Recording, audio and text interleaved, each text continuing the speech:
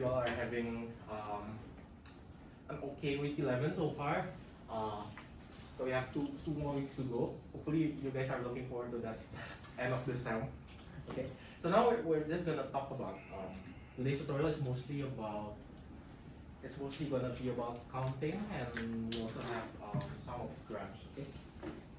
So there's not much I want to discuss because as for counting, it's kind of hard to describe without looking through some examples. So, okay, so I'll just drop some theorems here. So the first one here is, well, if you have two finite sets that are disjoint, then the size of their union is their individual sizes added together.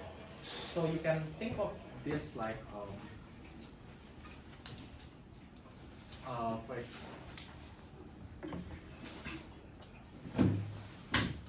for example, each day you either take the bus or the MRT to school, right? So for example, an example of this is each day you either take the MRT or you take the bus. So the way to get the total number of ways you go to school is 1 plus 1. Because so you take both the MRT and the bus at the same time. Right? Or maybe let's say there are 7.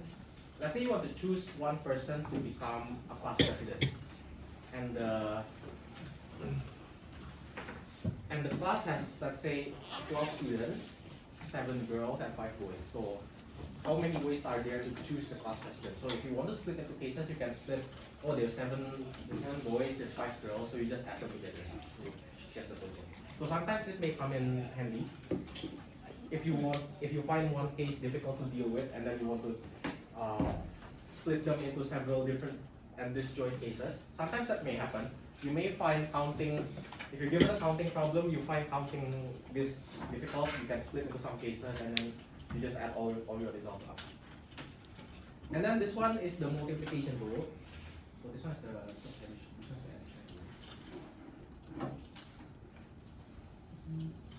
This one is the multiplication rule. Actually, have you encountered counting before coming to 1, 2, 3 hundreds? And maybe O level or any of you take A level? Or did you go to poly? Yeah, I think before going into permutations and combinations, it's useful to understand this multiplication rule first. So this one I think the most that we will be using in this course when dealing with counting is the multiplication rule, right?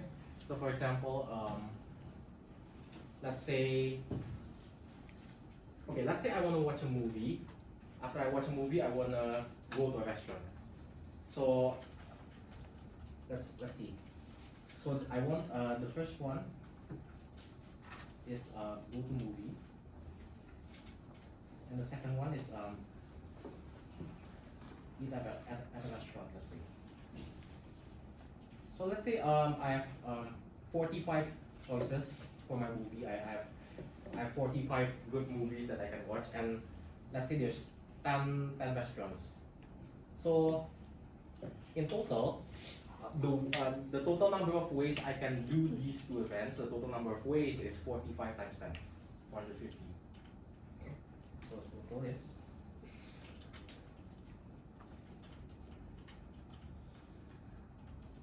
okay. And I haven't really seen how Prof proves this, but intuitively you can think of it like this.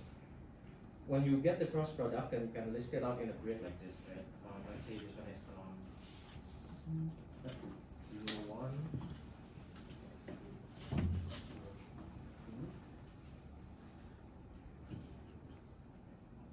up until let's say 0, m, and then 2 you have 1. So here you have m entries, and then this continues forever. Not forever, sorry. Yeah, this continues until say m.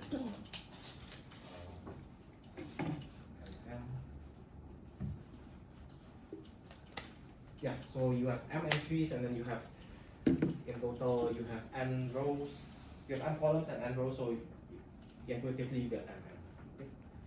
And inclusion exclusion rule is usually dealt with whenever we want to avoid double counting. So the addition rule deals with sets that are disjoint, but what if our sets are not disjoint? Like they have a non-empty intersection. If they have non-empty intersection, then it will look roughly like this. So you see, if you add both of them up, you directly add the size of A and B, you will double count this guy, right? So to account for that, you just minus it back. You minus the intersection back. Yeah, it's sort of the same thing with the tree set version. It's just more complicated because you have more regions to deal with.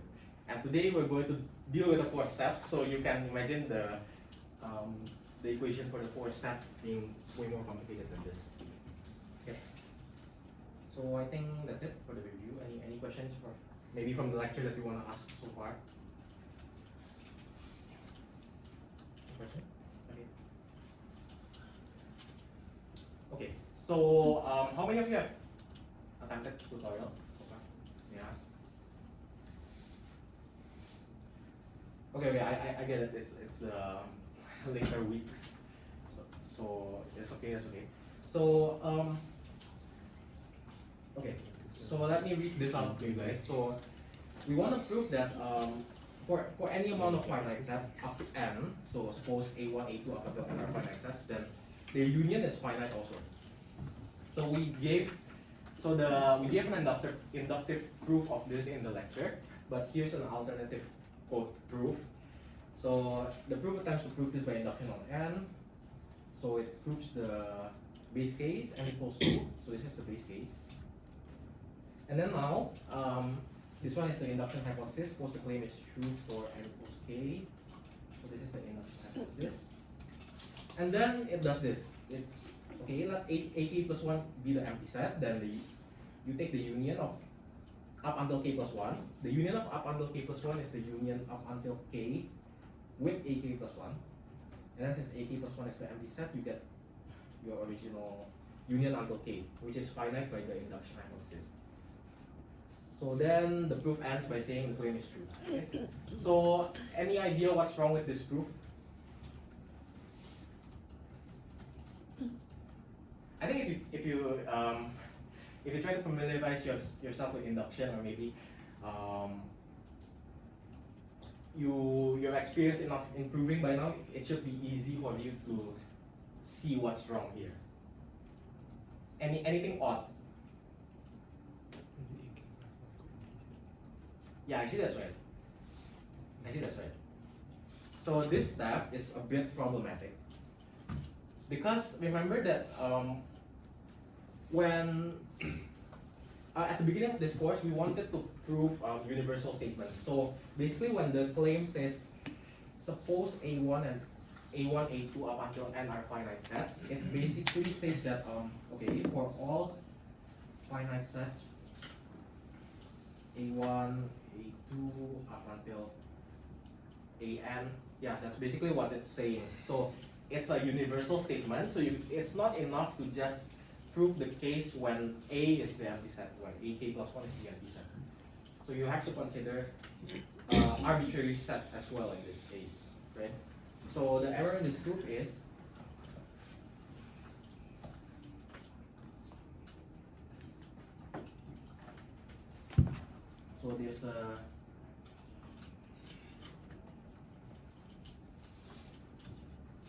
there's an implicit universal quantification. So this one, the one I underlined here, suppose A1, A2 are finite sets.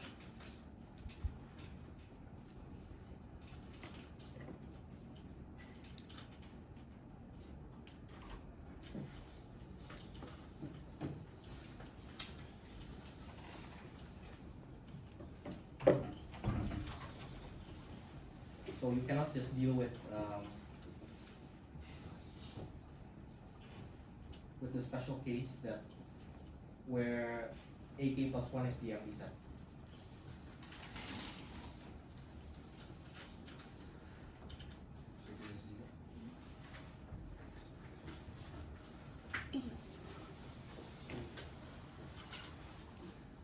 must deal with arbitrary AK plus 1 basically.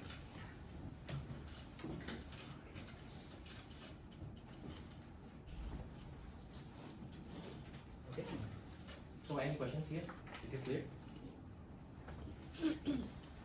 Okay. If no question, then we can move on.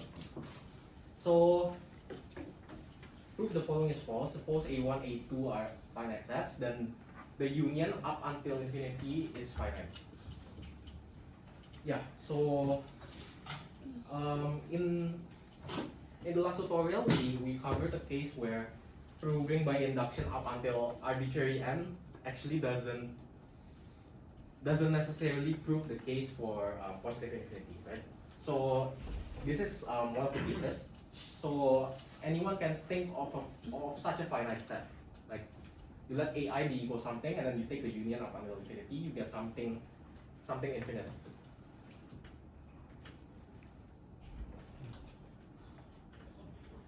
So to prove this is false, then you have to come up with some A1, A2 up until whatever, so that you take the union of them up until infinity, then you get something infinite even though they are finite.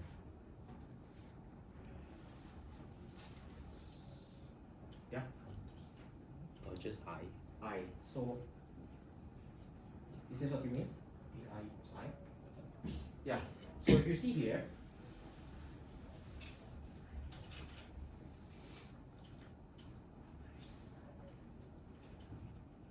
what will this infinite union get you?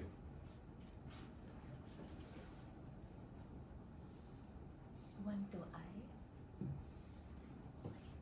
No, I is the index. I is the index. 1 to infinity.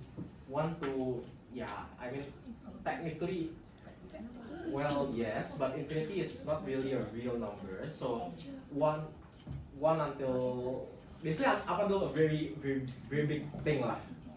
So what set is this representing?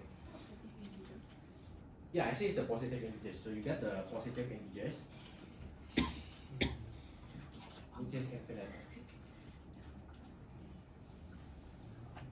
Or you can also do this. You can set this to be I minus 1. And then this time if I take the union up until infinity, what is the resulting set? Yeah, natural numbers.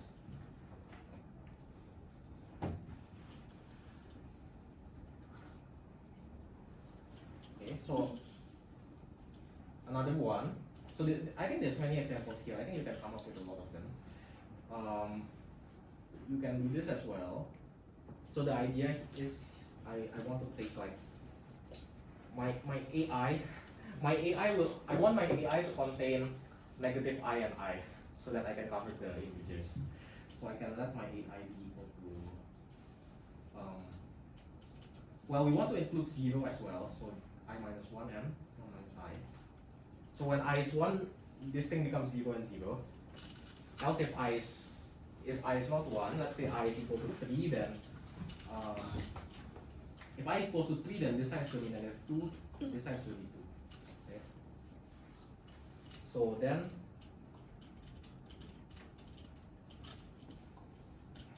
the union is the integers.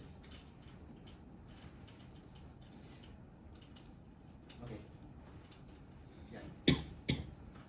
So I think there's many other possible ways to do this. But here are some ways I've presented for today. So any questions?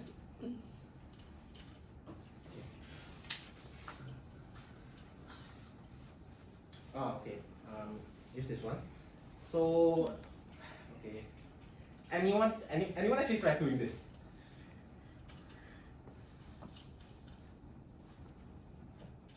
Okay. So if you haven't tried doing this, then so if you try doing this, you will find that this is actually very tedious because it contains a lot of terms.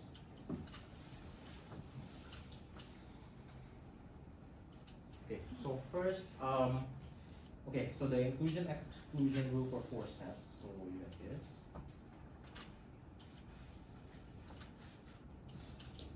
Okay, so any idea how we want to derive the formula from here using what we already know?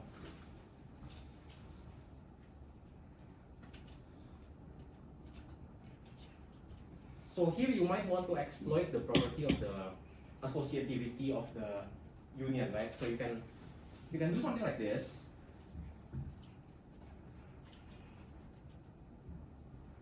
Right? Then after you do something like this allows you to apply the inclusion exclusion rule for two sets. So at least you can sort of make it better to work with. Previously you don't have anything to work with, but now that you've isolated it like this, there's something you can use. So if we use the inclusion exclusion rule for two sets, then we get this plus union minus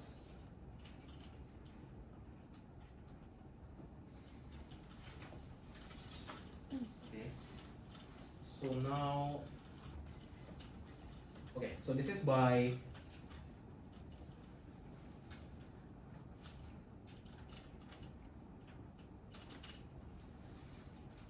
two sets.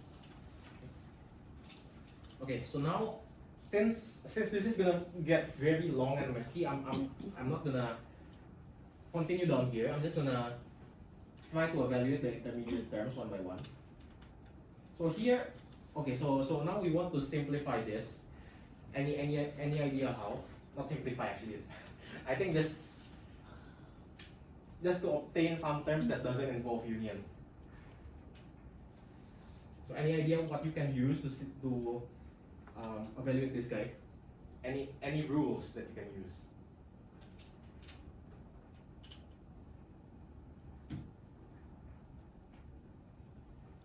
So we can make use of what we've learned before, which is this one, the inclusion exclusion rule for three sets.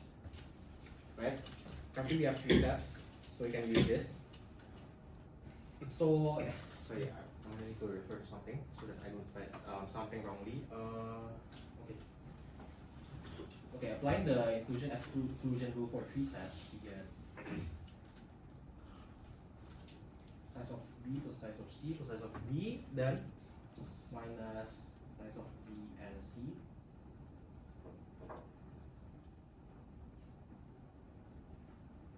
minus size of C and B, and down here plus size of B and C and D. So this is by the inclusion exclusion rule for three sets. Okay. So now we've obtained an expression for this guy. So later on we just need to sub this guy in here. So I'll call this one now. Call this two. And now now we have this guy. So we need to somehow derive an expression for that guy so that it doesn't involve the union. Okay, so let's try.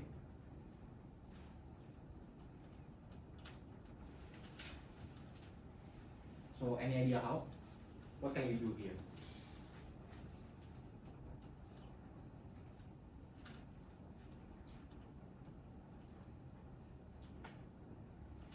Okay, so maybe we might want to use more of the inclusion exclusion rule.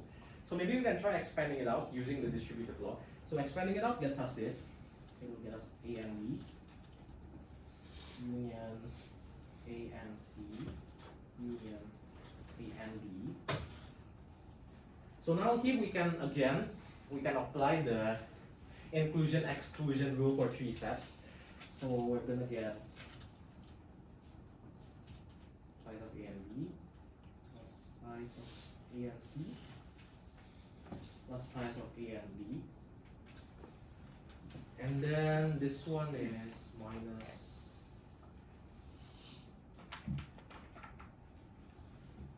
A and B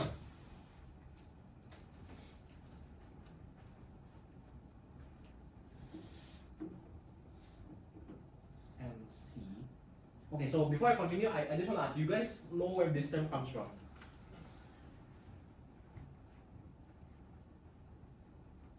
So here it says minus A intersect B, right? Minus A intersect B. But my A in this case is this guy, and my B is this guy. So I intersect A and B with A and C. So that gets me A and B and C. Okay, so I'm just applying the formula here. And then I'm not gonna write that down anymore because this just simplifies to this. And if I write that down, we'll be here for a long time. So I'm just gonna continue.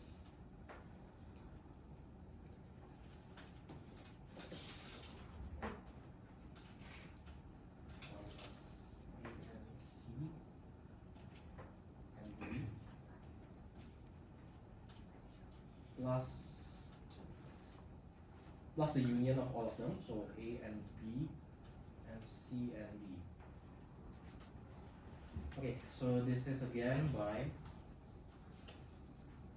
the inclusion exclusion rule for 3 sets. Okay, good. So now that we've derived the expressions for them that doesn't involve union, we can just plug 2 and 3 into equation 1. So if I plug them all into the first equation, then I'll get this.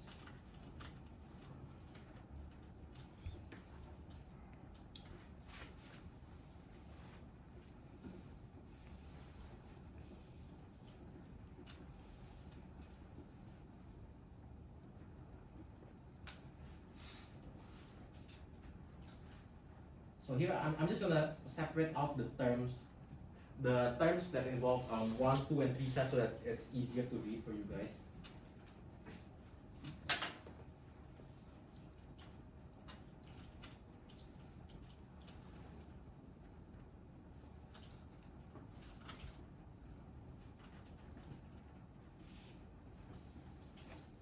Okay, so here I'm not doing anything. I'm just substituting what we obtained earlier. Okay.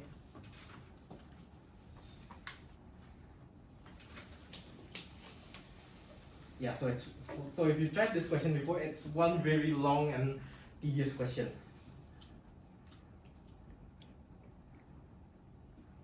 Minus A, B, and C and D. Okay, so this is what we're looking for. So I just obtained this by substituting equations 2 and 3 into 1. So that's how I obtained it. Okay. So basically, what we needed for this question is just applying the inclusion-exclusion rule for 2 and 3 sets multiple times, and this allows us to get where we want to be.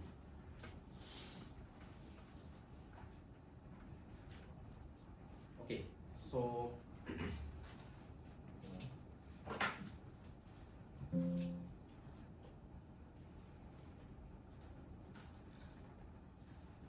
this first.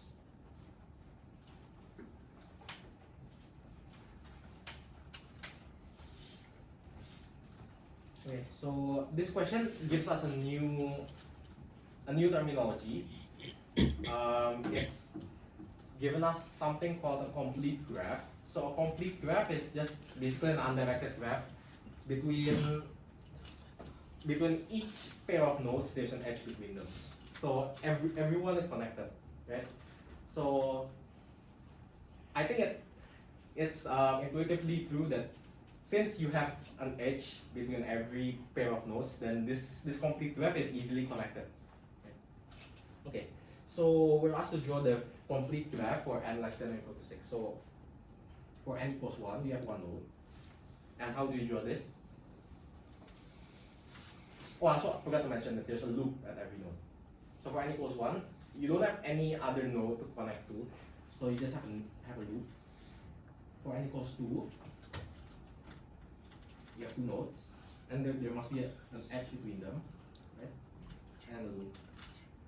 For n equals 3, same thing.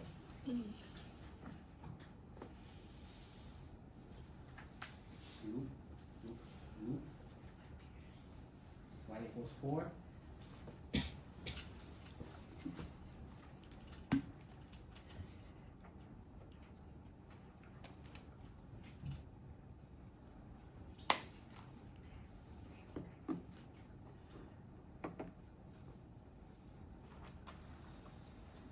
And equals 5. So here, this is just connecting an edge between each pair of nodes.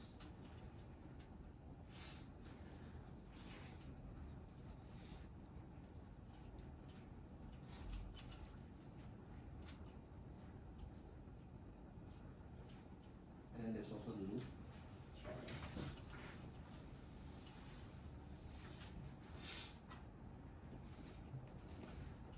And for n equals 6.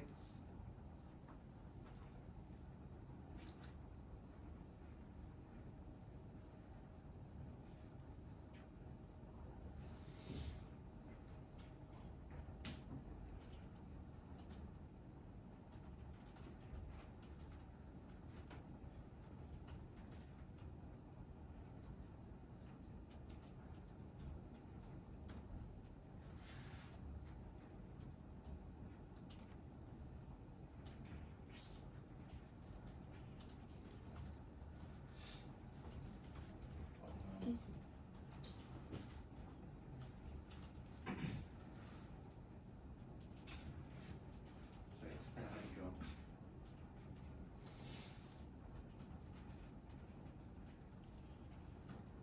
Yeah, I think this should be it. And then we have the loop.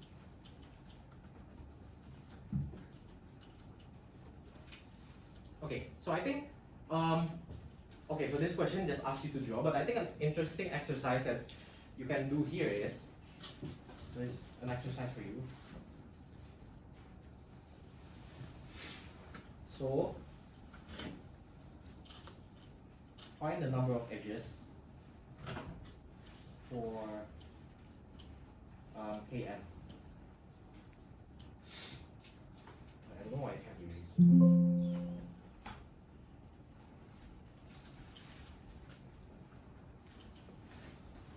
Okay, so I was writing. So if we let Kn, so there's the vertices and the edges. So find the number of edges it has. So I think this is a good exercise if you want to practice counting. So in a complete graph, find the number of edges it has. Oh yeah, this one, I don't know why it raised this. Yeah, okay. So any question about drawing?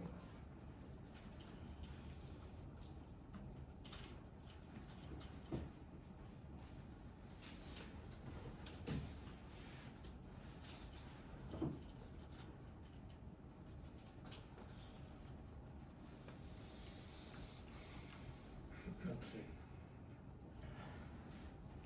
No question? I think if no question, you can continue. Okay, so here again, given a new definition. Well, not really a new definition. It's just you're given a non-empty finite set U, and then you're asked to partition them into 3 sets. Right? So if you recall, when you partition a set, then your resulting sets in your partition cannot be empty.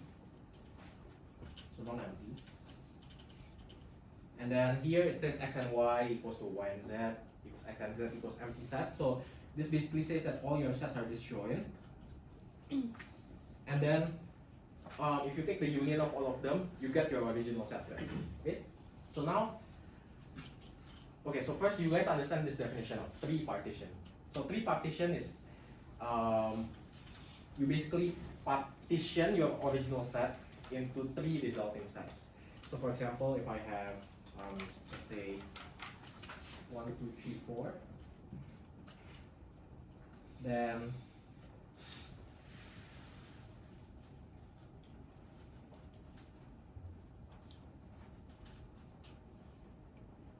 this thing is a 3 partition because you have 1, 2, and 3 sets, but this thing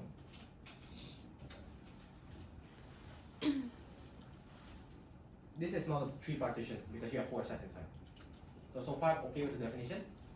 And then you basically you can see that if they're disjoint, and if you take the union, you get your original set. Okay. So now, you asked to list all the possible three partitions of A, B, C, D. So if you're asked to list, then usually probably it can't be that many. So maybe you can help me list some of them. So any idea?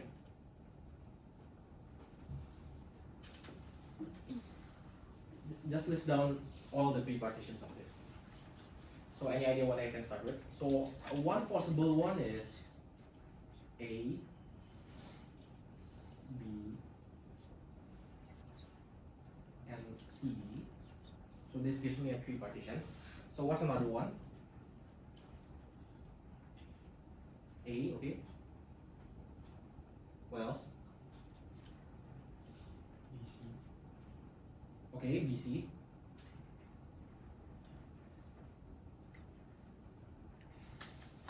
Okay, what's another one we haven't gone through yet? Maybe we can have C here. And then we have BD. Okay, anything else?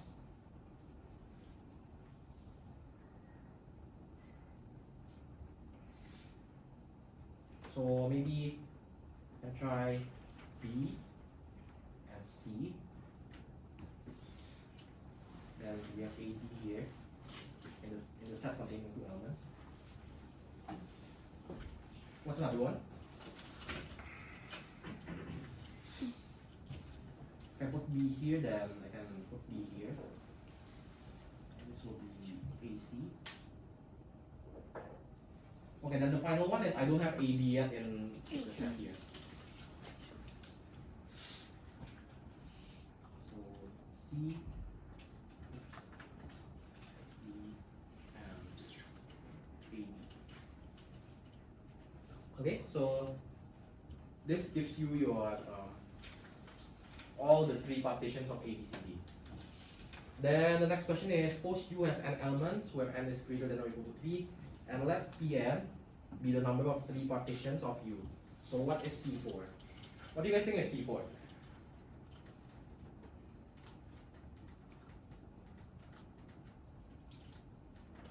So if you have a set with 4 elements, how many three partitions of that set do you have?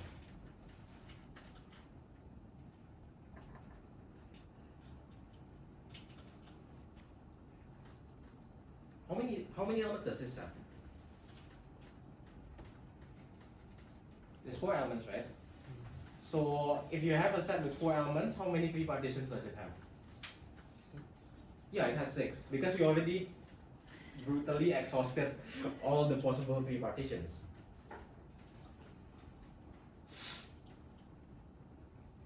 Okay. But is this clear so far? Do you guys understand what's happening until here? Okay. So now I think we can get into the really counting questions. Okay. So prove that Pn plus 1 is equal to 3Pn plus 2 to the power of n minus 1 for n greater than or equal to 2. So you guys know what this Pn means, right? This Pn is the number of three partitions that a set with n elements has. So here we're trying to say that the number of three partitions the set with n plus 1 elements has can be computed by that formula, 3Pn plus 2 power of n minus 1 minus 1. Right? So I think anyone try to do this? Maybe if you try to do this for the first time, your first instinct would be to use induction, right? Because this involves n plus 1, right? But here, I don't think you can really use induction because when you get to the induction step, there's not really much information that you can gain from there. Right? At least I haven't tried to find a way using induction.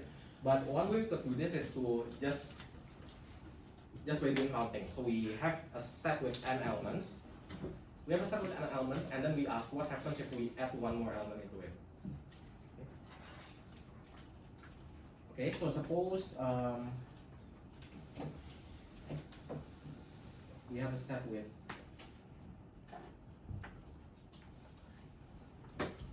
n elements. Sorry. And then we can split into cases because it's kind of hard to deal with them all at once. We split into cases.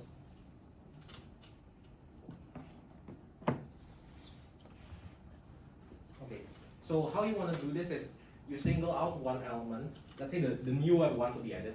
So to get to get a set with n plus 1 elements, you have to add one more member, right? A n plus 1. The idea here is you try to single that guy out so that you can do something. So the first case is the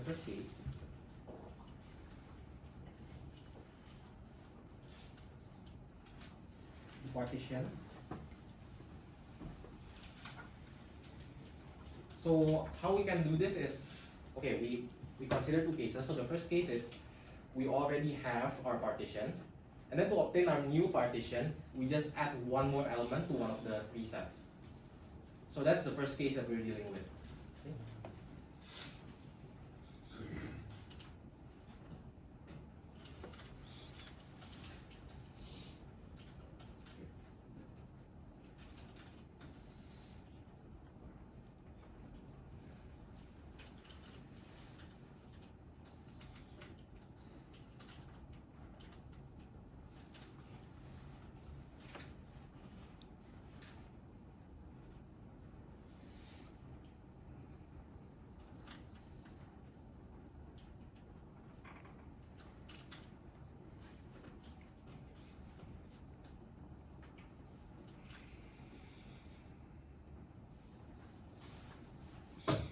Okay, so one way we could get a new partition, the three partition of the set with n plus 1 elements. So a way we could do that is we add the new guy, the a n plus 1, into one of the sets we have from our old partition.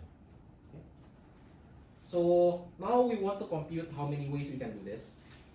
So how many ways do you think we can do this? So any thoughts? So you want to add a n plus 1 into one of the sets here, right? So how many ways can you add a n plus 1 into one of the sets?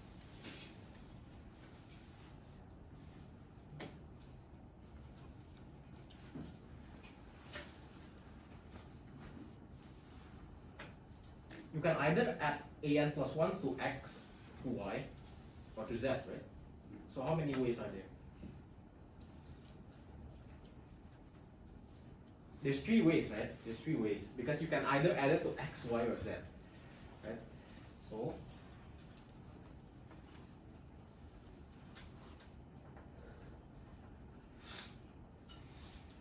okay, so I think before we do this, right?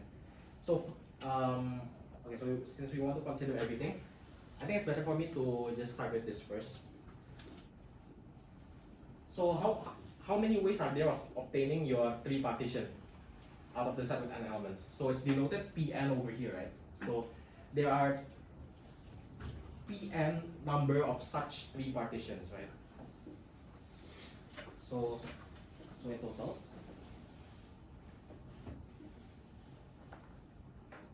we have Pn three partitions.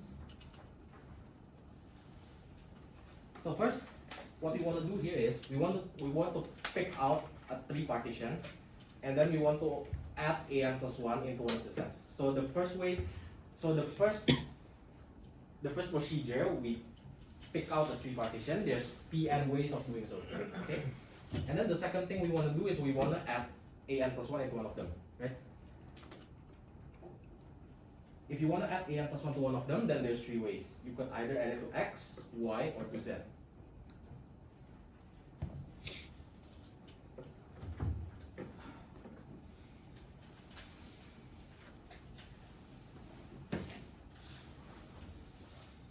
So you add it to x, y, So in total, what is the number of ways of first you pick out the 3 partition and then you add an plus 1 in. What's the total number of ways? 3pn. Yeah, 3pn. Because here I want you to see that we have 2 procedures going on. So first, we pick out the 3 partition, and then second, we add an plus 1 into one of the sets in the partition. So first, we pick out the 3 partition, there's pn ways, and to add the new guy, the an plus 1 into one of the sets x, y, or z, there's 3 ways of doing so. So that's the idea here.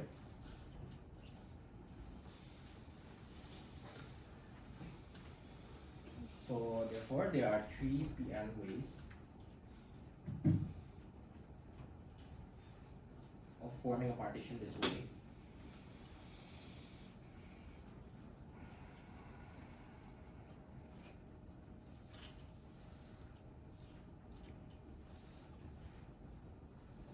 Okay. In the second case, okay, so in the first case, I hope you know that our an plus 1 is in one of the sets, x, y, or z. So it's not a standalone set. In the second case, we're considering the partition formed this way. So the partition of the form.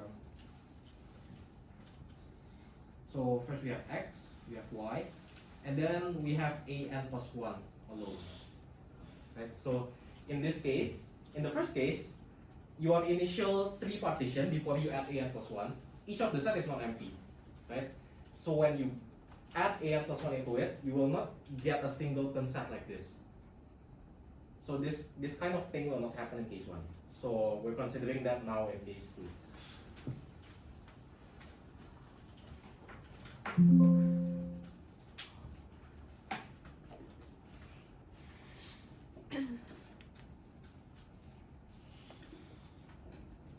Okay, so I think it's clear that we only have one way of forming this set. So the set with an plus 1 in it is just you put an plus 1 into it. So we don't need to care about this guy. We just need to care about x and y. At this point, we just need to care about x and y. Okay. So now we want to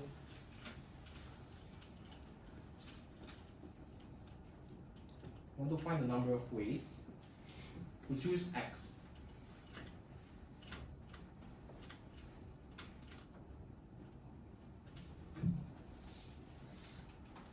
Remember that every element in your partition is a set, right? It's a set. It's a set in your power set, so it's a subset. It's a subset of your original set. So the element x, the set x is obtained by choosing an element from here. And then do you recall how many elements a power set of a set has? Let's say the set has n elements, and how many elements does the power set have?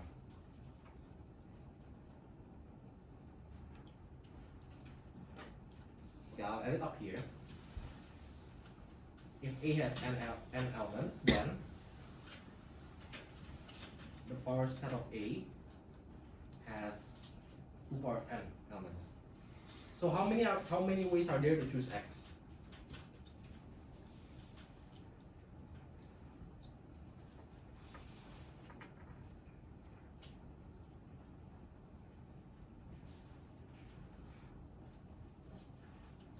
So how many elements are in here?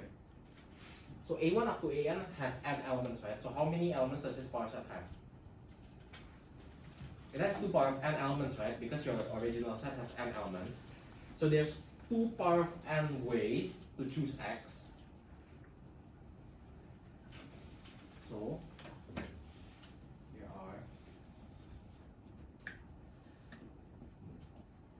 there's 2n elements in our set of your original set.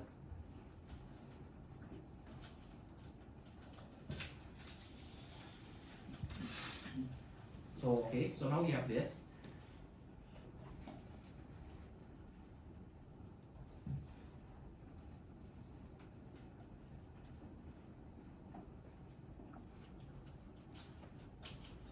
So do you think this is true? Do you think we can just pick out any element out of the power set? So we just let X be anything? Actually, we cannot, right? Because to form a valid partition, you must remember that we have this condition. So X cannot be an empty set, right?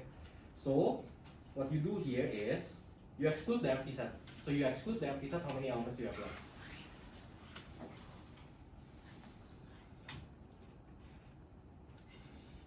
So we want to exclude the empty set.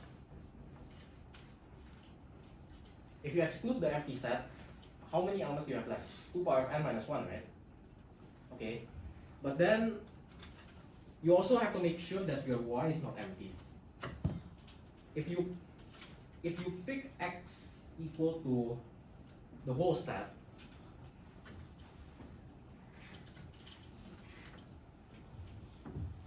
then the y has no choice but to be empty, because your x and y cannot have intersection, right? So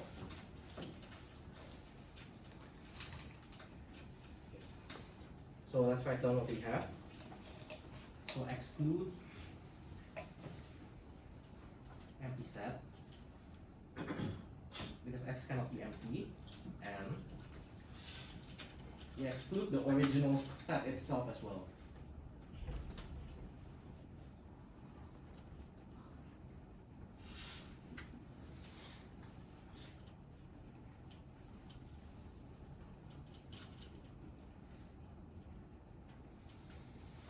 So if we exclude 2 elements out of our power set, then we have 2 power of n minus 2 ways, right?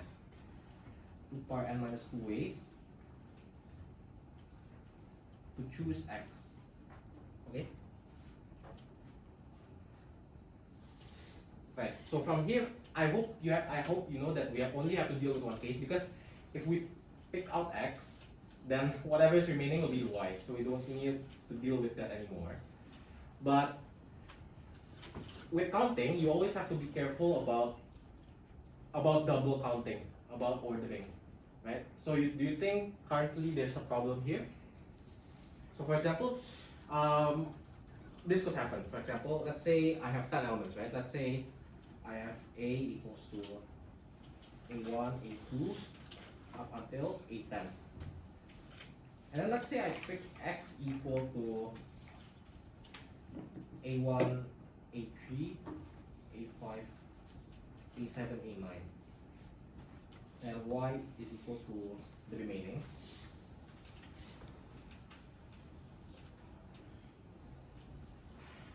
What happens if I pick my X to be this thing the same time, then to be this thing the next time? Then my Y will be the one having A1, A3, A5, A7, A9, right?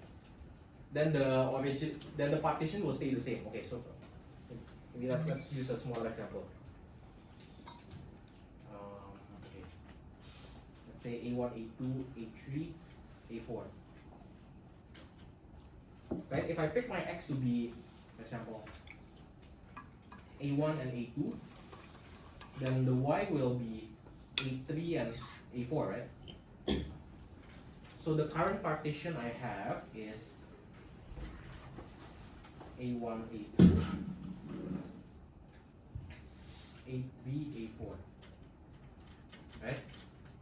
But what if I switch it now? What if the next time when I pick a partition, I pick X equals to A3, A4 and Y equals to A1, A2? Then I'll still get the same thing here, right?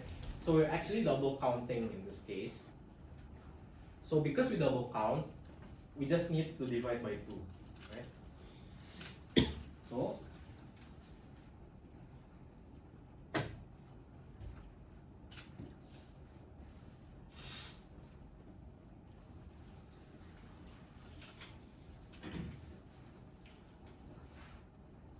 So basically this is what we're talking about here, because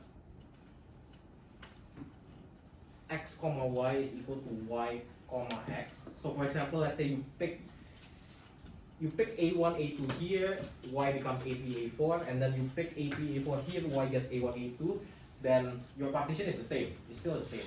So you have to divide by 2. Right?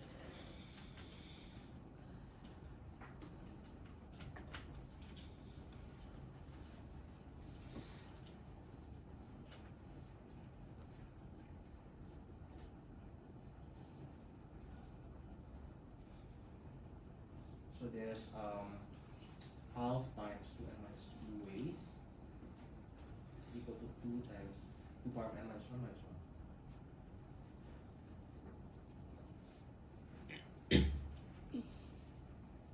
Okay, so any questions up until here? I think some of you are confused. Yeah, I don't understand why the xy equals to yx is an issue here. Wouldn't it only happen like one at a time? Like if xy happens, then yx shouldn't be happening. No, actually it will happen because there's a possibility that we pick A1, A2 the first time, and then we pick A3, A4. So if we pick A1, A2, our y is gonna be A3, A4. If we pick A3, A4, our y is gonna be A1, A2. So this is the thing when you're dealing with. Okay, how to say? So the issue here is we're picking out all possible elements, right?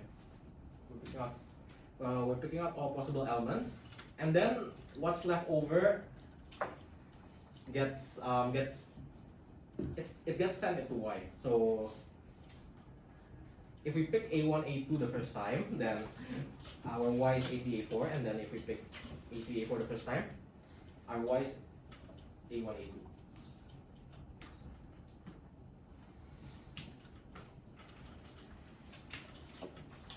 Yeah, so basically the issue is this because the ordering doesn't matter.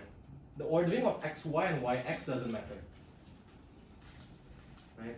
So if I pick x equals to A1, A2 and y equals to A3, A4 the first time, and then next time I pick x equals to A3, A4 and y equals to A1, A2, it doesn't matter.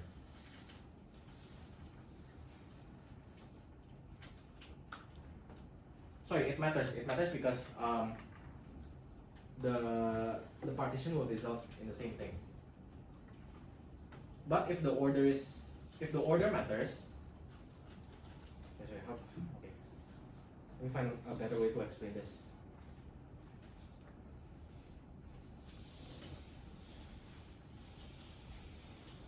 Okay.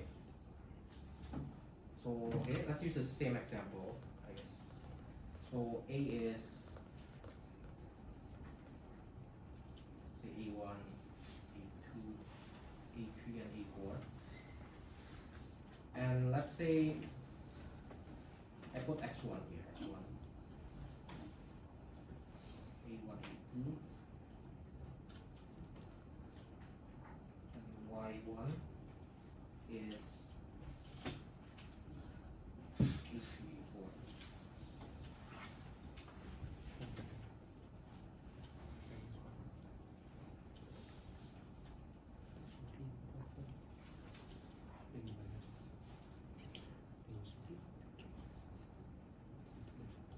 Okay. Yeah, okay. So, because we're in a set, remember in a set order doesn't matter, right? Order doesn't matter. So if we have something like this,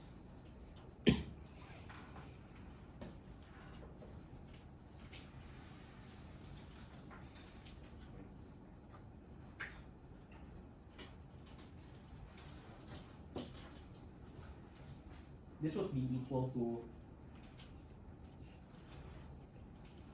this.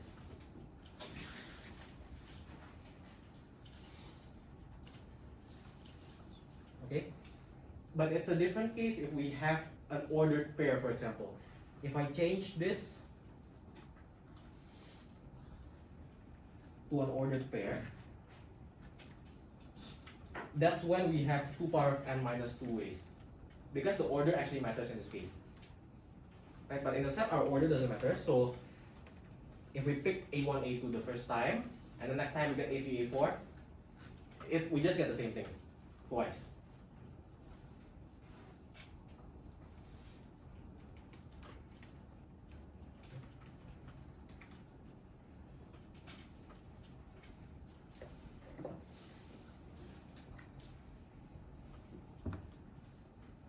Okay, so any question? So, and then since we considered the two cases by the addition rule, we add case 1 and case 2. So there's 3 Pn ways in case 1. There's 2 power of n minus 1 minus 1 ways in case 2. So the total number of ways is Pn plus 1 is 3 Pn plus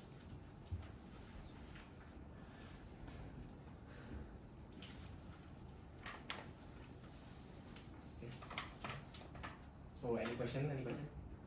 If you're confused, please don't hesitate to ask.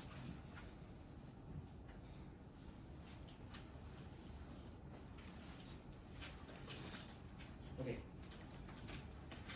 Okay. So now here's another PN question, but you see here we don't have another Pn minus 1 or Pn minus 2, so maybe here you might not have to deal with counting, because if you have Pn minus 1, maybe you have to consider the set with n minus 1 elements, but you don't have any P's coming up here. So if you try to do this, you'll find that trying to do this by induction will work. So try to prove for induction.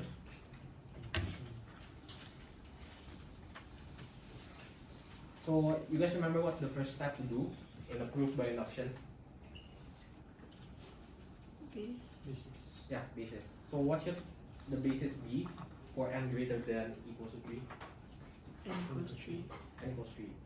Okay. So for n equals 3, how many P partitions can you have?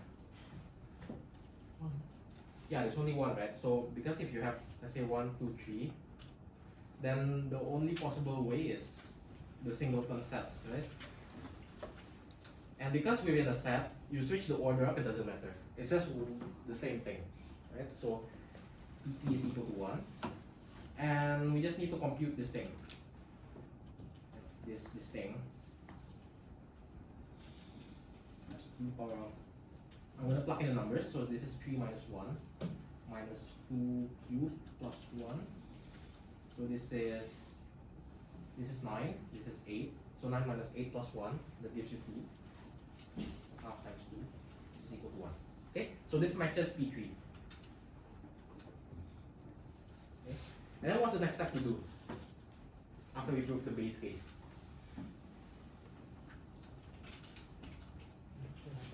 Yeah, induction hypothesis. Okay. So what do you do in the induction hypothesis? So you suppose the claim is true for some k. For some k where k is greater than or equal to 3. So suppose the equation holds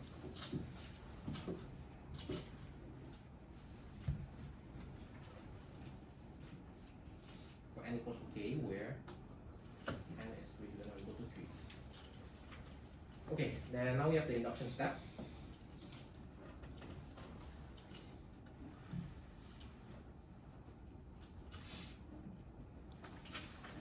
Okay, so we consider n equals to pk plus 1, right? So n equals to k plus 1. So pk plus 1, okay, any idea what we can do here so that we can get something for pk plus 1 at least? So we have to prove that pk plus 1, well, you have k minus, you have to prove that pk plus 1 is in that form above. The equation holds for pk plus 1. So any idea what's the first step? So here it seems like we cannot get anything for pk plus 1 for now, right? So maybe we can try using what we proved earlier. We can try using this formula that we proved earlier. So if we use this formula, then pk plus 1 will be equal to 3 pk plus 2 power of k minus 1 minus 1. I think that's it, right? Okay, yeah. Okay, so now, now that we've obtained some expression, any idea what we can do? So you see that we have a pk sitting around there. So any idea what to do? I think if you're doing induction, then there's an instinct to like invoke the induction hypothesis, right? So we're assuming that this equation holds for pk, right? So we can try and substitute the pk there with that the right hand side of that. So this is equal to 3 times half of 3 k minus 1 minus 2 to the power of k plus 1 plus 2 to the power of k minus 1 minus 1. Okay. So it's a bit messy now. Maybe I'll try to expand it so we get 3 over 2. And then I'll try to expand inside so we have 3 power of k minus 1.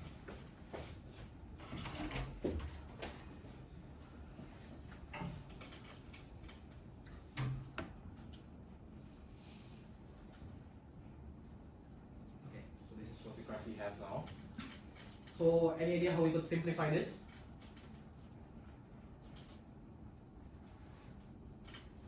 What you get when you multiply 3 to the k minus 1 by 3? If you multiply 3 to the power of k minus 1 by 3, then your indices rule tells you that 3k, 3 power of k. Then you get half times 3 power of k. And then similarly for this thing, what you get when you divide 2 power of k by 2? 2k minus 1, right? So minus 3 times 2 power of k minus 1. And then, okay, I'll group the 2k minus 1s together. And then 3 over 2 minus 1 is plus half. Okay. Then this is equal to minus 3 plus 2, what you get? Minus 1, right? So, no, sorry. Minus 3 times 2k minus 1 times 2 power of k minus 1 plus, you can think of this as 1 times 2 power of k minus 1. So when you add that, you get minus 2 times 2 power of k minus 1 plus half. Okay, so now I think you see the halves coming around, we're close to reaching that form.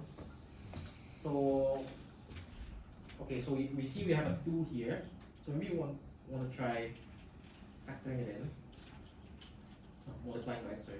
We have minus 2 power of k plus half.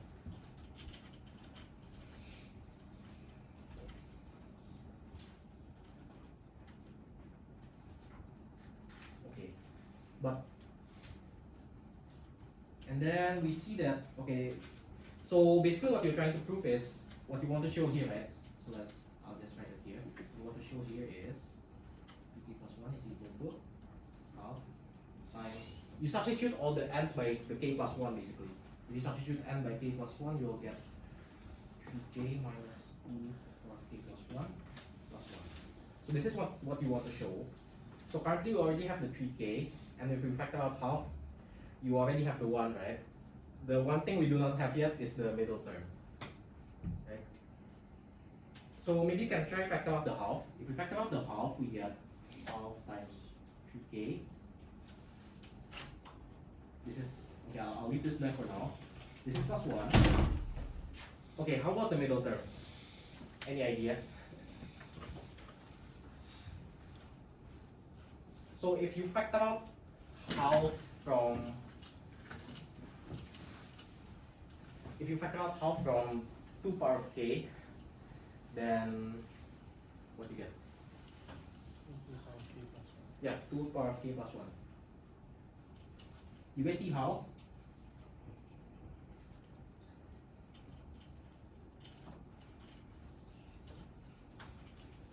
Or maybe let's take a step back. We can write 2 to the power of k as, if we want to include the half in it, we can write it down as minus half times 2. Sorry, let me stretch out what we want. So this is what we have, and then if we want to write it down with a half in it, then it's minus half times 2. So this is just multiplying by 1, right? So we don't change anything. Minus half times 2 times 2 power of k plus half. If we want to forcibly write it down with a half, we can do that. Because that's just multiplying by 1, right? Half times 2 is just multiplying by 1. So if we push the 2 in, then we get half times 3k minus 2 times 2 power of k is 2 power of k plus 1. Plus 1. No, it's just to the half k. Oh, this one. 2 power of k plus 1. Because here, your n is your n is k plus 1. So you substitute all instances of n with k plus 1. So k plus 1 minus 1, you get 3 power of k, and then 2 power of n is 2 power of k plus 1.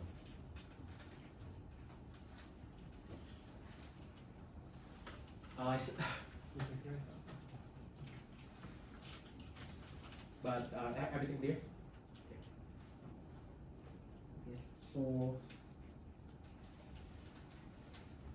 Okay. So basically, yeah, we already put this. So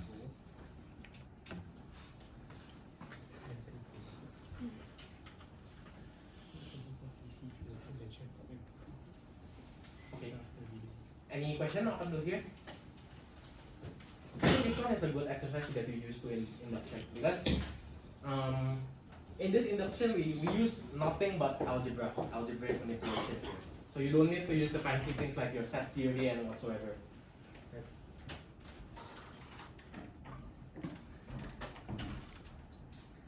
Okay, no question, maybe you can move on. There's 6 questions in this tutorial, so maybe we can finish early today. And I'm gonna show you guys this first.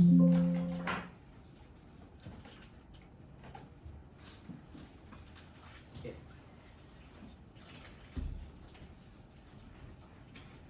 Okay. For those of you who haven't tried the tutorial or read through, try to understand what this definition means first.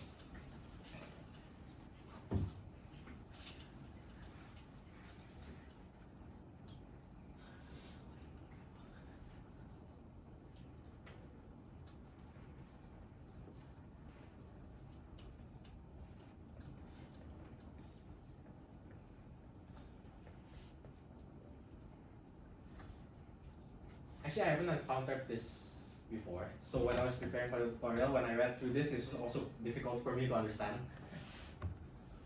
So when you get difficult things like this, best to read it slowly, try to digest.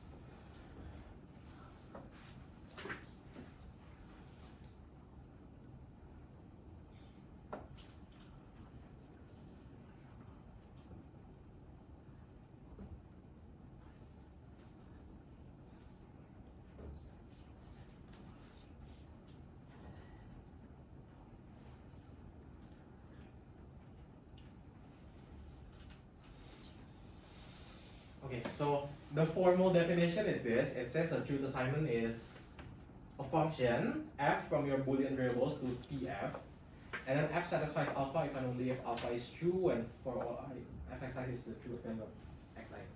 So I think you actually in your chapter 1 you have been doing this all the time. Basically, a truth assignment is a substitution of truth values. That's basically, in layman terms, that's what it is. The formal term is just like this. So basically, in your truth tables, right, you remember when you've been substituting values of p, q, r, let's say you substitute the truth value of false to p, you substitute true into q, that's basically a truth assignment. Also, all this time, you've been doing truth assignments, you just don't know the name yet, right? So basically, it says that f is a satisfying truth assignment, or our substitution is a satisfying truth assignment if for the truth values we end up substituting in, the compound expression becomes true. Okay? So for example, maybe take this, we can take this compound expression. Let's say we substitute some truth value into PQR, and this guy returns true. If this guy returns true, that means our substitution was a satisfying truth assignment. Okay? So maybe I'll just show you the truth table. Right. So do you think the substitution, the truth assignment, satisfies the compound expression? So when you substitute true into P, true into Q, and false into R, does it? No. Yeah, you can see in the second row here,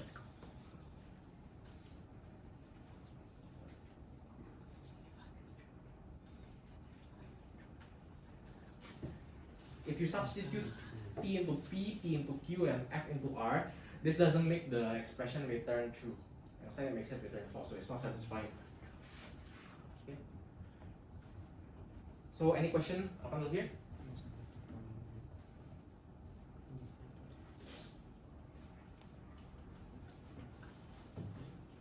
Is it the whole thing must be true? The It's just what you substitute. Yeah. oh, you mean Like this one. Like this one. all this? This one has to be transferred. No, it just has to be for that particular substitution. So if you substitute TTF, you just need to look for the row where it's TTF. You don't need to care about all the other rows. So the alpha is refer to the row, not the whole Yeah. table. So you're only looking at P and Q. PQR. You substitute TTF, right? So you look at the values where the row matches your substitution. So if you substitute T into P, T into Q, and F into R, then you look at this row. Okay? Maybe for example I change it. I change it to let's say I change it to FTT. Then if I wanna determine whether or not this is a satisfying truth assignment, I look at this row. Where is it? FTT here. Okay? So in this case, FTT actually makes it true. So it's indeed a satisfying truth assignment. Okay? Any more questions? Okay. So now we're asked, what is the maximum number of truth assignments that can satisfy alpha? So how many substitutions, how many different substitutions can we make that satisfies alpha? This is for a general alpha, for a general compound expression.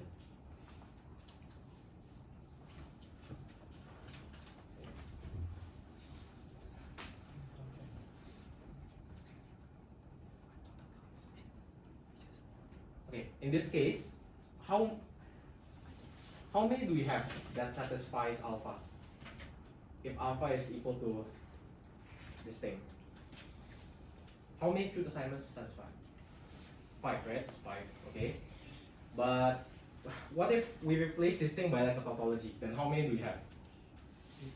We have 8, right? So how many, if your alpha is a tautology, how many substitutions are satisfying truth assignments? All of them, right? Because no matter what you substitute in, your alpha will return true. Does that make sense?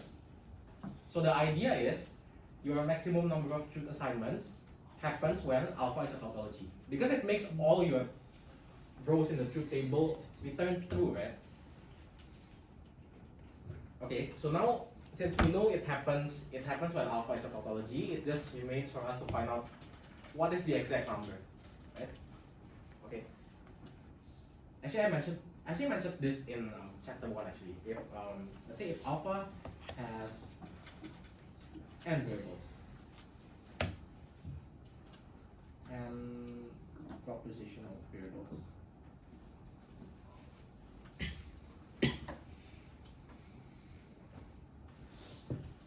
so how many possible substitutions do we have? 2 power n, right? You guys know why it's 2 power n? Because let's say we're dealing with this, right? We're dealing with this. We have 3 variables, right? So first we choose, there's 2 ways to choose P, 2 ways to choose Q, and 2 ways to choose R. So it's 2 times 2 times 2, which is 8. So in general we have n. Let's say we have 2 ways to choose x1 and so on until xn. So there's 2 times 2 times 2 times 2 up until 2 power of n. Okay, is that clear? So there are 2 power of n possible truth assignments.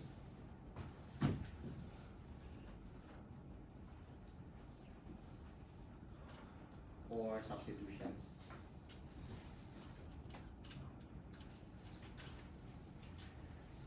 What happens if alpha is a tautology?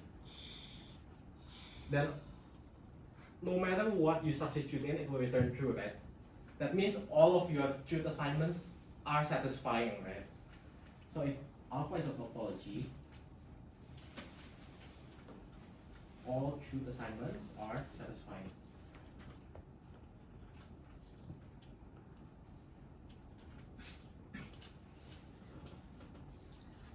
therefore, the maximum number is equal to 2 power n. Is that clear for this question?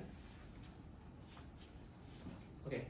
For n equals 3, try to give an example of alpha that has the maximum number of satisfying truth assignments.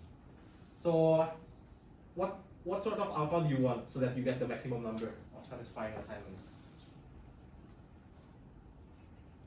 We just discussed it, right? The maximum number? E or Q or R. Sorry? E or Q or R. Oh yeah. But what's the explicit compound expression? Like P or Q or R or what? P or Q or R prime. P or Q or R? R prime. Actually that works. That actually works. That works. So basically, remember what we just discussed. If you want the maximum number of satisfying truth assignments, that means your alpha has to be a tautology, right? So that all of the rows return true. Then for this number, you just have to give an example of alpha that is a tautology. So for example, that example you gave before works. So P or Q or R or not R works.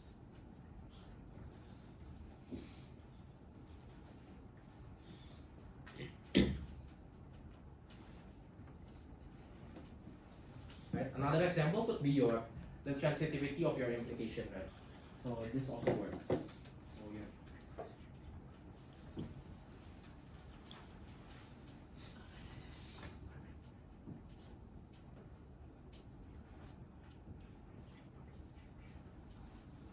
So basically, there's many possible answers lah. Any tautology works.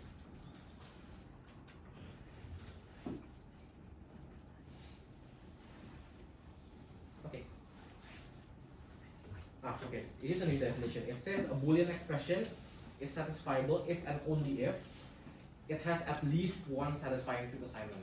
So if you have at least one row that a value is to true, then the expression is satisfiable. If you have no rows that a value to true, then you're not satisfiable. Right? So for alpha to be not satisfiable, what does it have to be? Contradiction. Yeah, it has to be contradiction, right? Because to be satisfiable, you must have at least one row that returns true. If you have no row that returns true, then all false, contradiction, right? So not satisfiable, alpha is a contradiction. Okay, now for any equals 4, can anyone give me a contradiction?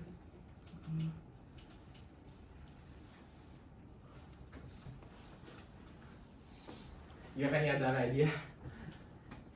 Yeah. For P and Q and R and S and negate S. Yeah, this one works. This one works, yeah.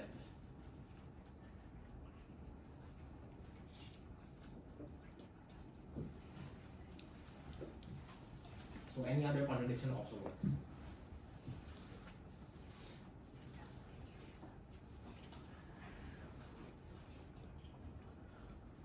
Okay. And then last question. How many satisfying truth assignments are there for the Boolean expression in I? This one. So you just have to count how many lah. And I think some of you answered already. So you have 1, 2, 3, 4, 5. There's 5. Okay. So any question for this? No question? Okay. Yeah. What does it mean to be satisfying? Satisfying, basically your substitution makes the compound expression return true lah. That's what it means.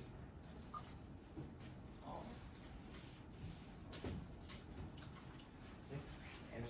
Any other questions? If no question, maybe you can have a 5-minute break, then come back for the last question.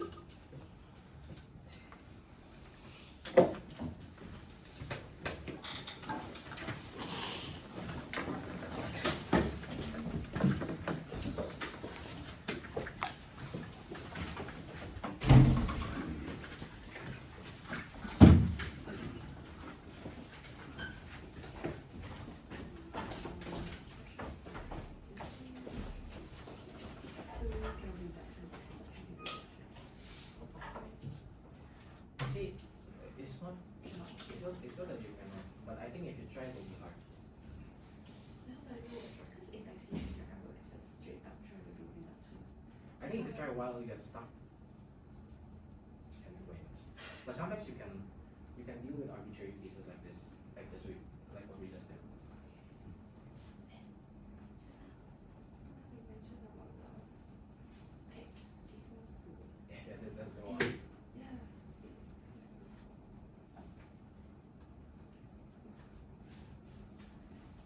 So like that, right? Just imagine. I think that in this I just see a slide. I was confused was that if we choose x to be a plus b2, right, and then y to be a3a, it already satisfy the partition. Yeah, yeah. Right, so why do we have to go for the opposite? Like when Or that we're not doing the opposite.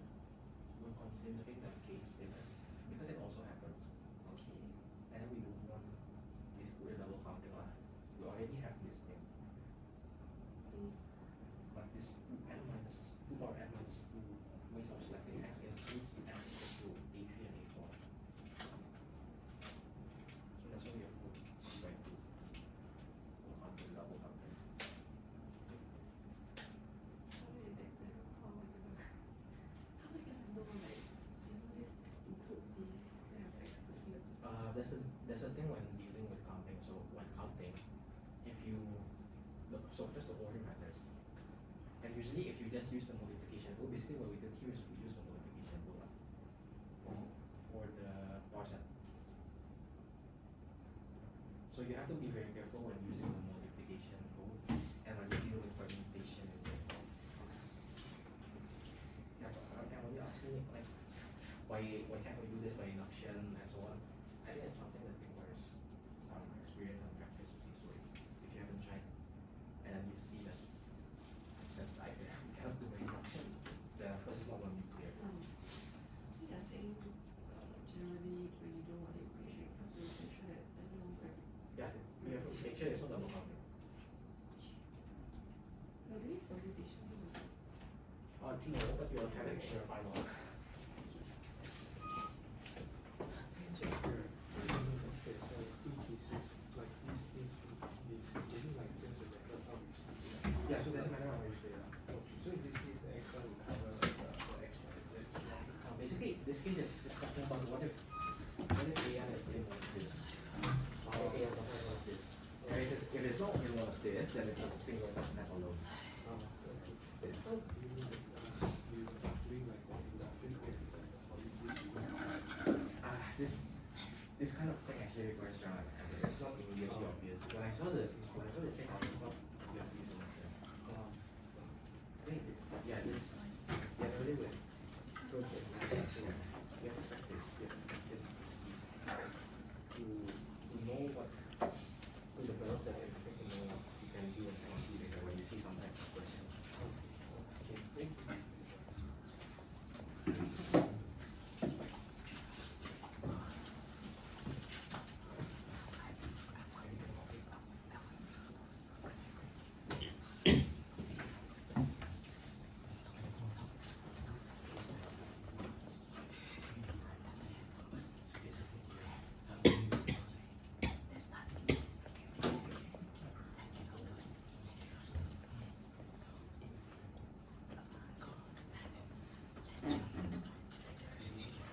Oh yeah, that one. Oh, the one back where we saw it.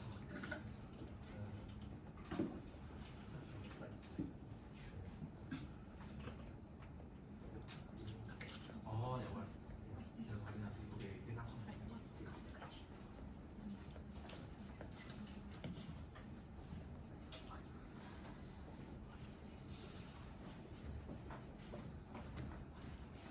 Okay, so maybe you can continue now.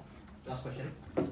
Okay, so for this, I don't want this to be a wall of text, so I only paste the images here. You can refer to the definitions in your own question sheet to be isomorphic. But isomorphic, you can think of isomorphic as having the same structure. So there's same up to a relabeling, right? So you can see that A and B they're isomorphic, right? Because they have the same structure, it's just that we will label them. We will label 1 into 3, 2 into 1, 3 into 4, and 4 into 2. So as long as they have this same sort of quote structure, they're isomorphic, right?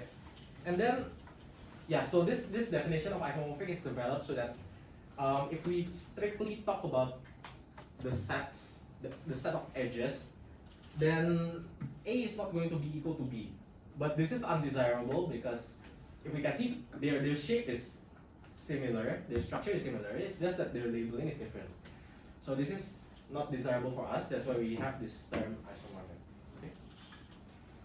And then I just want you to know that isomorphic can also mean drawing it in a different way. So for example, I'll give you two things that are isomorphic. So let's say I have A, B, C, D, E.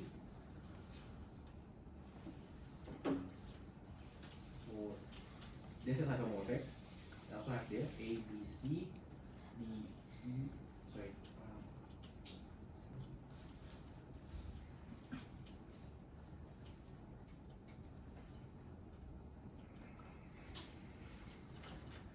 Yeah, so this is also isomorphic apparently. This is isomorphic to this. So this is quite an interesting thing. So you can sort of like reposition the edges, and then if you reposition it somewhere, you get the star, and then if you try to revert it back, you can get the pentagon again. Okay. Then okay, so for this one, which of the ones you think are isomorphic? Any idea?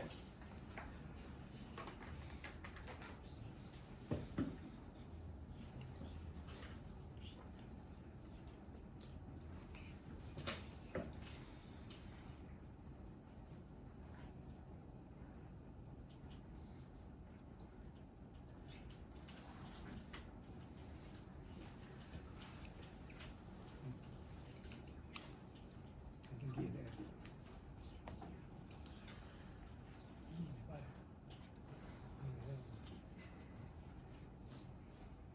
Okay. So I hear some of you saying D and F. Yes, D and F is isomorphic. So the idea is like, if you see F, it's like looking at D from above, right? It's like looking at D from above. Yeah. And okay, so if D and F are isomorphic, then maybe the other isomorphic one is E and G. But E and G is not very clear. Right? Okay, so D is isomorphic to F. And then you can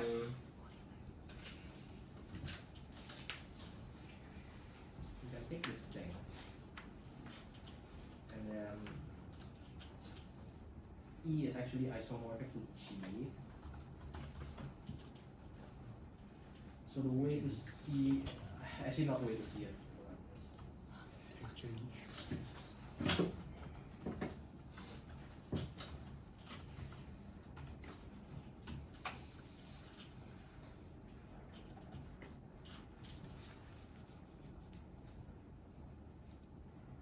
Okay, so you can redraw this. If you redraw this, you will get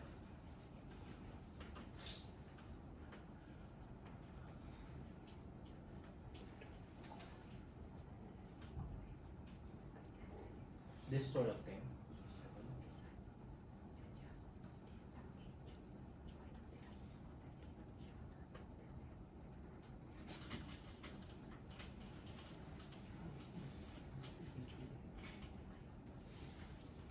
Yeah, so you can get this thing, and then what you will label it to get F lah, to get.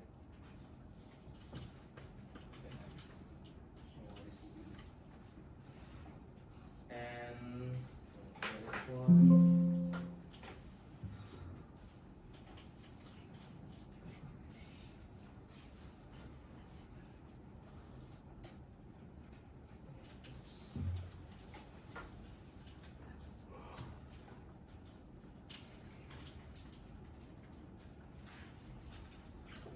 So next one for E, you can redraw to get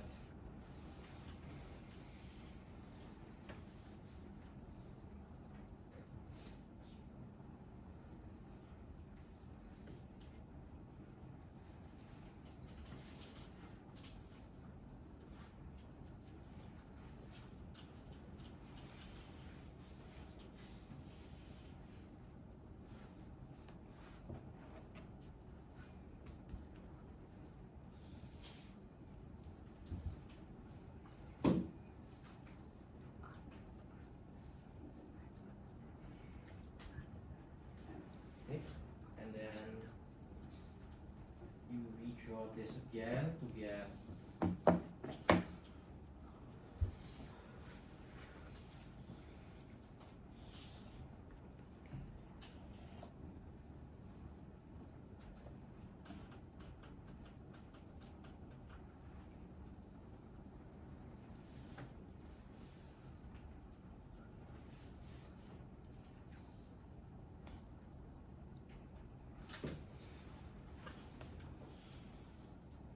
and then after doing this, you will be able to get G. Okay, probably you're confused, like, how the heck does one person think of this? So, if you're confused, then this question achieved its goal. So the goal of this question is to show you that it's not easy to, actually it's quite hard to tell if two graphs are isomorphic. So you most likely you would be asked to do this in exam to explicitly tell if two graphs are isomorphic. But yeah, that's the point of this question. The point of this question is to show you that it's actually hard to tell if two graphs are isomorphic. Actually, I think it includes also a little trivia, like this isomorphic graph problem is like no one has found a fast algorithm to compute it yet. I think actually during my SEM, one of the TAs, he had an algorithm to see if two graphs are isomorphic or not. So that's quite cool. Okay, but I think they will be most likely, almost very likely that you will have some counting questions on isomorphic graphs in your exam later. But not this simple, right? Actually, it's just harder, I think, How? because the counting questions on isomorphic graphs it's easier than this. It's easier than telling if two are isomorphic.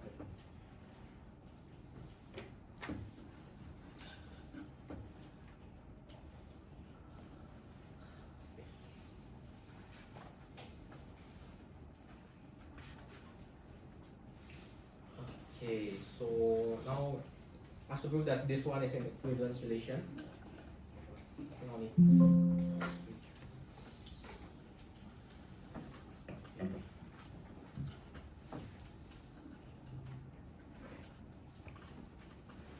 So first, yeah, as usual, if you want to prove it's an equivalence relation, you have to remember this reflexivity and stuff. So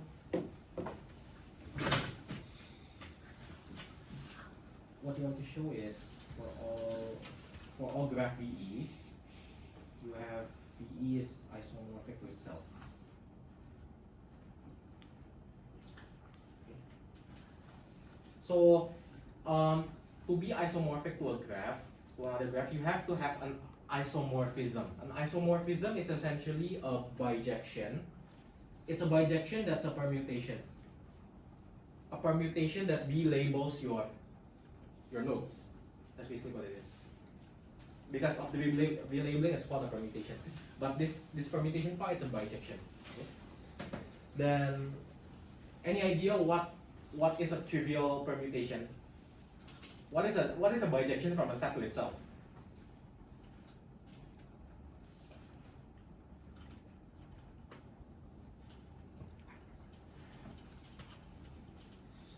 A bijection from a set to itself is the identity, right? Okay. Then the identity permutation.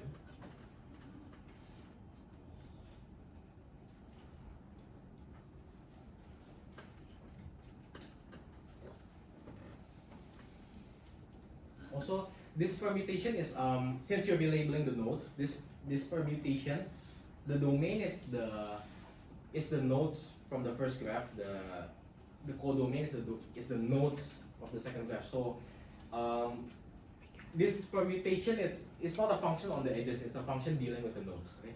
So here the identity permutation is the identity permutation from the set of nodes to itself.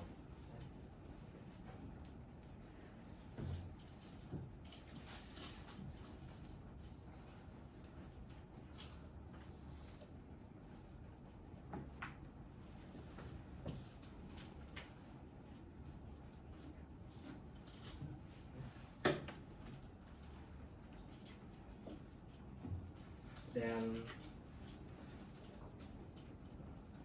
you have, let's say, an edge UV and EH, this is what we want to show. To show that it's isomorphic, this is what we want to show. Our function allows for this to happen. So the relabeling of U and the relabeling of V, that edge is also in your other graph. So for example, yeah, let's say this one. So for example, if say pi 1 is equal to 3, pi 3 equals to 5, then as you can see here, the edge, there is still an edge between pi 1 and pi 3. If UV is in, now we continue. If UV is in the edge, then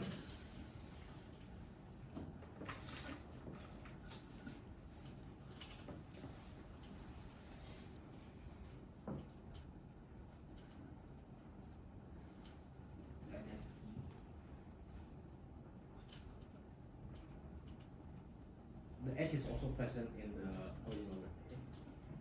So if you have two nodes, there's an edge between them, and then you relabel that edge. Sorry, you relabel the two nodes to become just the two nodes itself. So you don't do anything to it. Then those two edges will still be in the graph. So for example, if we use the identity permutation here, we don't do anything to 1 and 3 lah. So they stay the same after the permutation.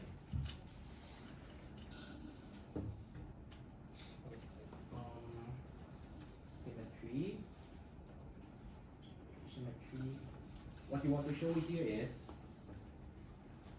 for all, say DVH,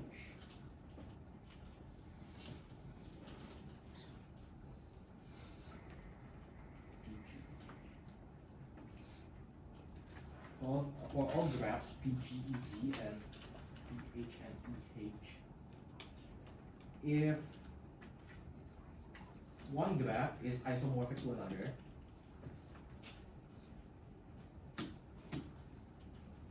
then the second graph is also isomorphic to the first.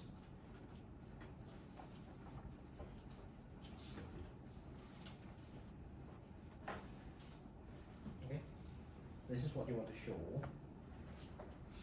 Okay, so if you are isomorphic,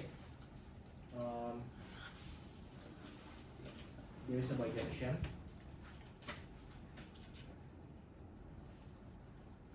phi from VG to VH such that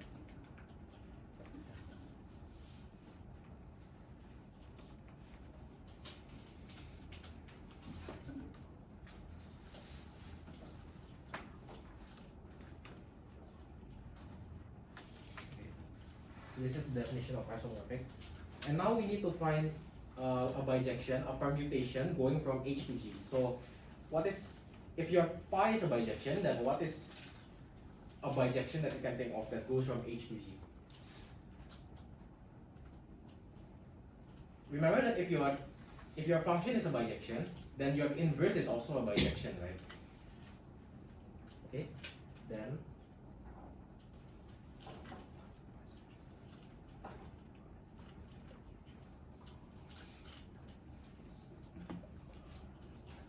so this one, the inverse is a bijection from VH going to VG. And now you need to show this.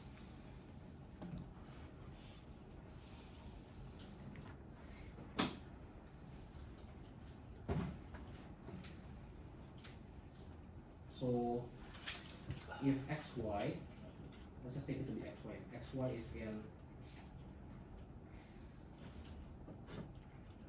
graph of the second graph, this one, then we want to show that the relabeling is also the edge of the two relabeled nodes is also in the first graph. Okay. And then we can, okay, this is sort of an ingenious way to continue, but we can write x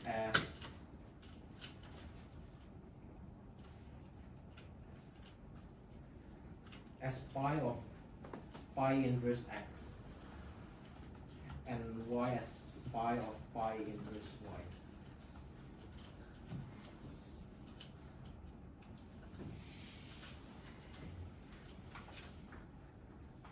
Okay. Now, so we have this thing. So if pi of something,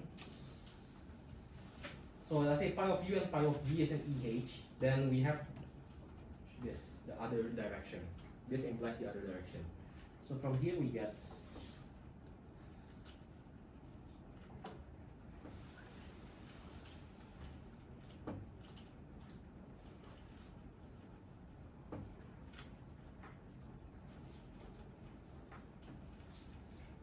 okay. So here we're using the this property, the the fact that G and H are isomorphic. So here it says that if UV is an EG, then pi of U and pi of V, pi of U and pi of V is an EH if and only if UV is in EG. And we have pi of pi inverse X and pi of pi inverse Y is an EH, so we conclude that pi inverse X and pi inverse Y is an EG. So we're just using this here.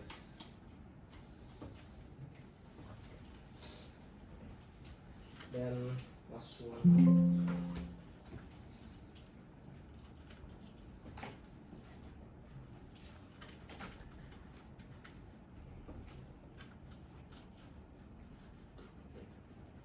Last one is transitivity.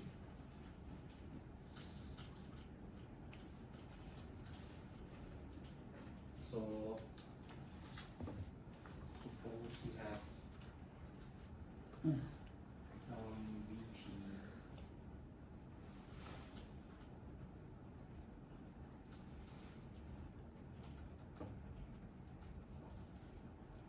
and H,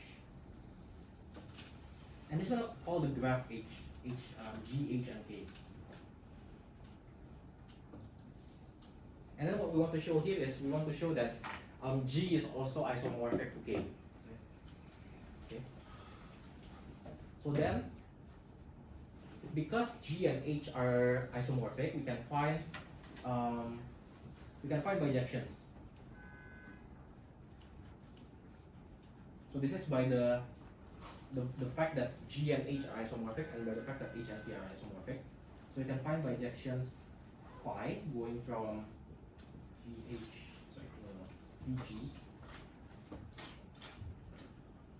to VH, and 0 going from VH to VK. Okay. Now, if you're given these two bijections, you need to find a bijection that goes from G to K. Right? Any idea what is a bijection that can go from G to K? If you have the information that these two functions are bijections. Yeah, you can compose one with another so that you get, if you compose rho with phi, then you have a function that goes from the nodes of G to the nodes of K. Then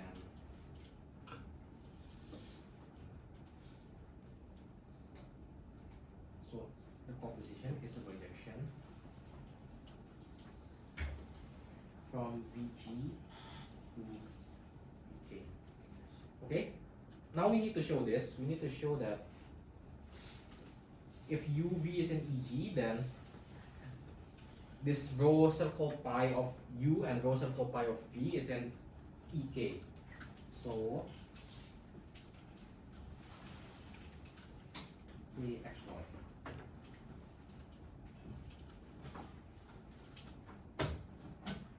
If XY is in EG, then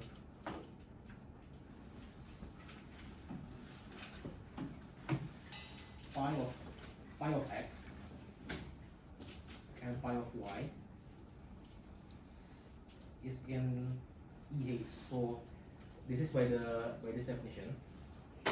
Okay. And then we can apply the rho function here to this whole thing.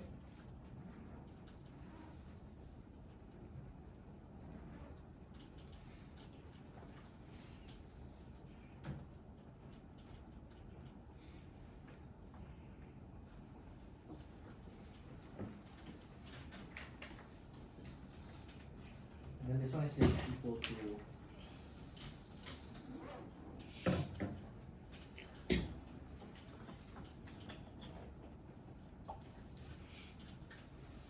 this in okay, so that proves the equivalence relation.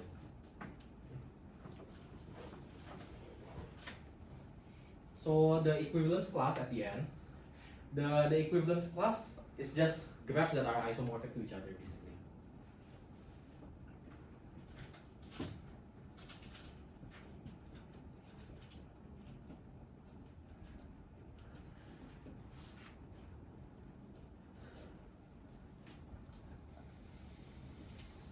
And then the last question.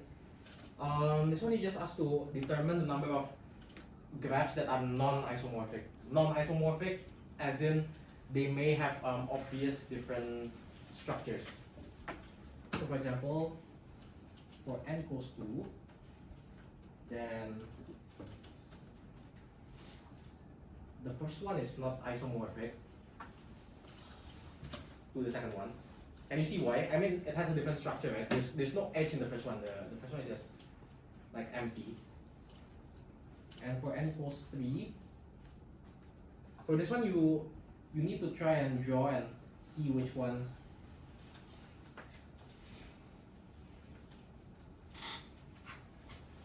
okay, so any idea how we can construct a graph that looks different for n equals 3?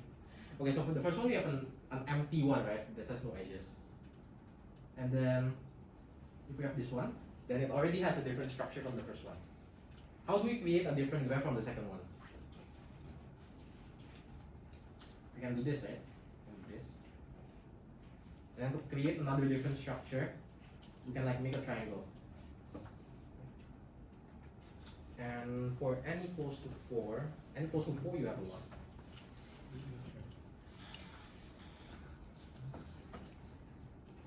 For n equals to 4, you have this empty 1. And this.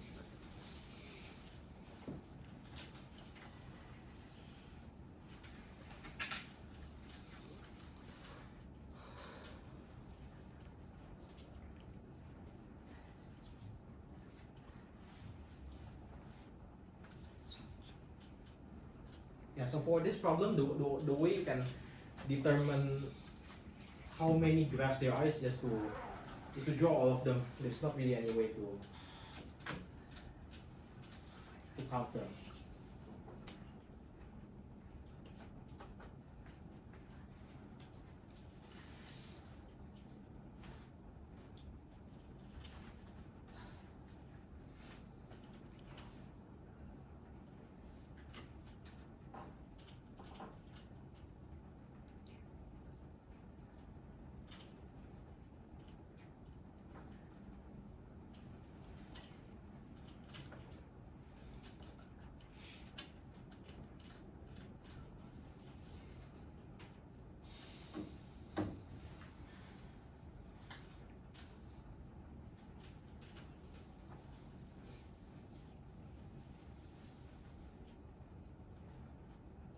Yeah, so there's 11 for this, and then you have 2 for this and 4 for this. Yeah, so that's it for this tutorial, and I just want to add that for this one, you can also tell that it's not isomorphic because, well, we said that the structure of D and E is different. You can also find cycles with 5 edges in G. So you can find this cycle 1, 2, 3, 4, 8.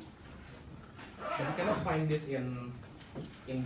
So this is one way you can prove that a graph is not isomorphic to another, just by showing that it has some cycle that is not in the other. So there's